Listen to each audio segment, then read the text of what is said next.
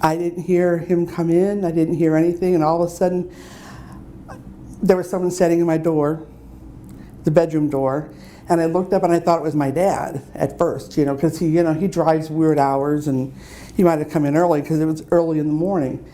And nope, it wasn't my dad. So he came in, he had a ski mask on, and jumped on the bed and had a knife. And I don't exactly remember what he said, but something to the effect of, don't scream, don't, whatever. And tied my hands behind my back. He put a cut over my eye, but I didn't even realize it had been cut. And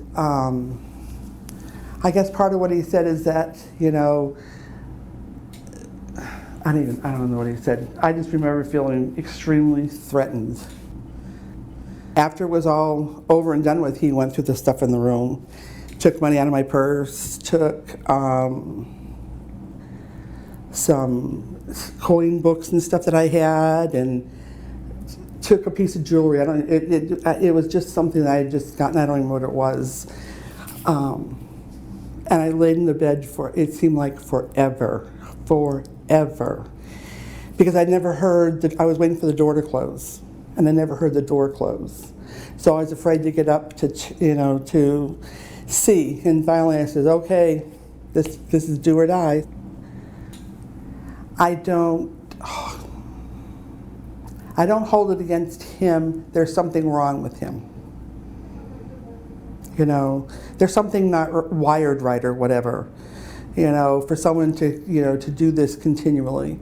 So is that something, either he had some trauma or he had something that caused that? I have no idea. But I know it's not good to hold hate in your heart and all that, and I don't think I do. I'm just a lot more careful. I don't want him to be dead because I think that would have been the easy way out for him. And I don't want that. I'd rather, him be tried and convicted and spend the rest of his life in prison.